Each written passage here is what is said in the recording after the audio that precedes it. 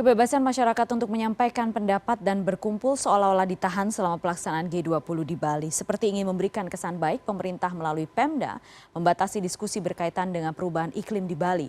Terdapat juga intimidasi kepada LSM lingkungan yang melakukan perjalanan dari Jakarta menuju Bali. Mirisnya intimidasi dan tekanan dilakukan oleh sekelompok masyarakat dan diduga dibiarkan oleh aparat. Sore hari ini kita bahas bersama Mia Irawati, Direktur Eksekutif PVRI, Public Virtue Research Institute. Dan selamat sore Mbak Mia. Selamat sore. Terima kasih sudah bergabung sore hari ini. Kami juga sudah mencoba mengundang pihak kepolisian untuk bergabung sore ini bersama kami, tapi belum ada tanggapan. Mbak Mia, PVRI mengatakan G20 seperti jadi ajang ruang anti kritik. Dari informasi yang diterima teman-teman PVRI, bentuknya seperti apa saja?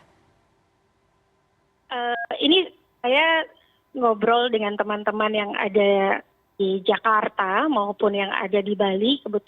Kebetulan kan ada beberapa organisasi LSM yang misalnya kayak Walhi atau Greenpeace, dia kantor utamanya atau headquarters-nya misalnya ada yang headquarters-nya ada di Jakarta, tapi mereka ada di Bali gitu. Ternyata upaya-upaya represi ini tidak hanya di Bali, di venue, di tempat KTT G20 itu sendiri, tetapi juga ada di beberapa tempat di Jawa Timur, bahkan di Jogja. Ini sebagai contoh saja, misalnya upaya intimidasi yang dialami teman-teman Walhi Jatim sejak 7 atau 8 November setelah mengeluarkan rilis sebagai respon apa yang dialami teman-teman Greenpeace. Gitu. Misalnya ada intel yang mengaku dari Polda Jatim telah 4 kali mendatangi kantor Walhi Jatim. Kemudian selama periode insiden keamanan ada telepon dari nomor yang tidak dikenal berulang-ulang dan berganti-ganti kepada teman-teman Walhi Jatim. Itu satu.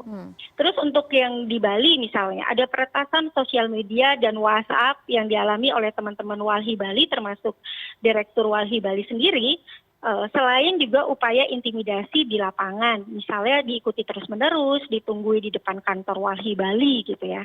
Kemudian sebagai contoh yang lain misalnya peretasan WhatsApp admin Extinction Rebellion XR, dan itu juga teman-teman XR yang melakukan acara diskusi di Yogyakarta juga diikuti gitu, dan itu diikutinya cukup intensif ya, jadi nggak cuma hari itu gitu, jadi benar-benar memperlihatkan kalau mereka itu diikuti.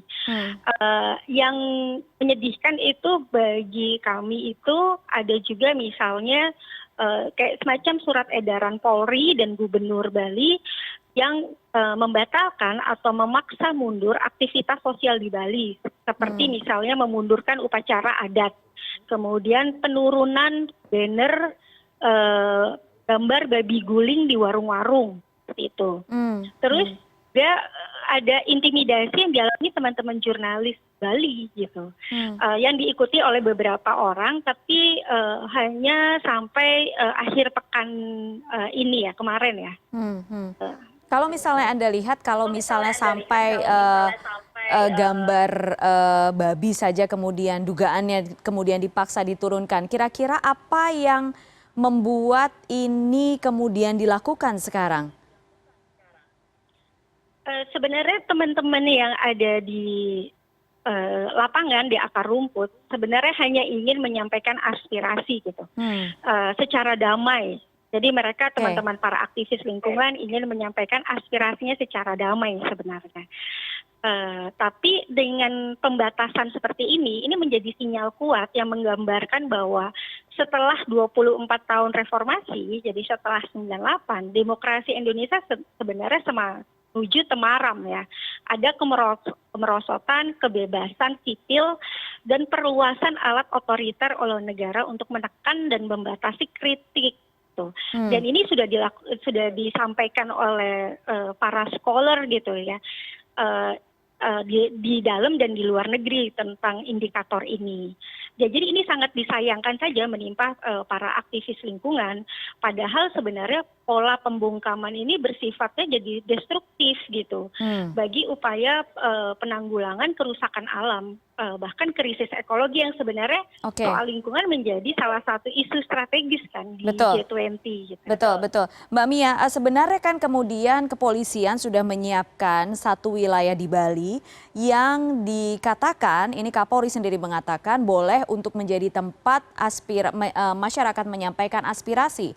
Tapi mengapa sekarang juga terjadi tindakan-tindakan seperti ini, Mbak Mia?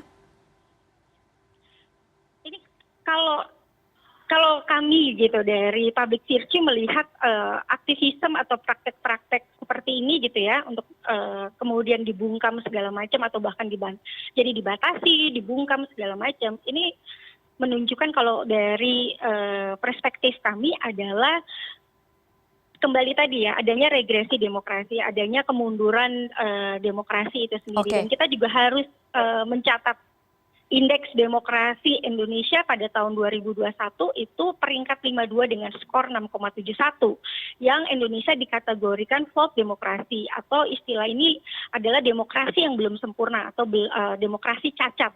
Artinya suatu kondisi negara demokratis masih memiliki kelemahan signifikan dalam aspek-aspek demokrasi lainnya. Contohnya kultur politik yang kurang berkembang gitu, atau penghargaan terhadap kebebasan berpendapat untuk masyarakat sipil seperti itu. Mbak Mia, kalau misalnya kita bicara soal KTT, selama ini bagaimana dengan KTT yang terjadi di negara-negara lain? Apakah Anda lihat ada hal-hal seperti ini juga?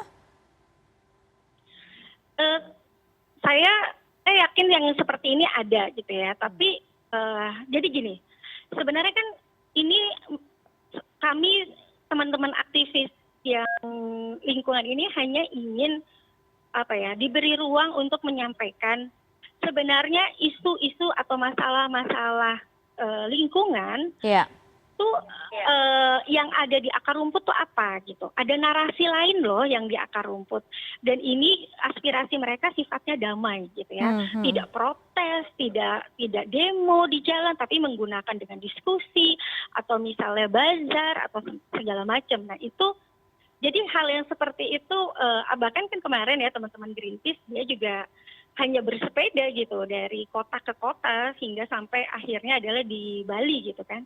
Nah, yang kayak gini yang sebenarnya pasti ada di negara-negara lain, cuma kenapa hal-hal yang sifatnya disampaikan dengan damai, tidak protes, tidak demo, hanya ingin menyampaikan, ini kan sebenarnya kami ingin berharap pemerintah konsisten, kami ingin mendorong pemerintah konsisten dengan demokratisasi di Indonesia gitu.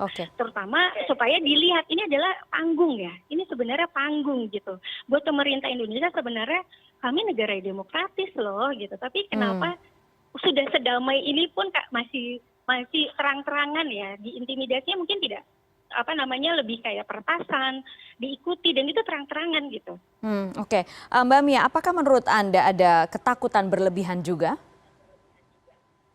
Enggak sih, karena dari beberapa yang, jadi teman-teman coba untuk diskusi ya, misalnya seperti apa bentuknya gitu ya, seperti apa bentuknya dan segala macam, dan itu diskusi antar teman-teman, jadi nggak cuma teman-teman aktivis lingkungan, tapi misalnya teman-teman advokat, aktivis advokat gitu ya, itu juga kita diskusi, dan mereka kan memang tahu ya bagaimana melakukan assessment gitu, jadi akhirnya diputuskan ini cukup berbahaya gitu, jadi kita minta teman-teman berhati-hati.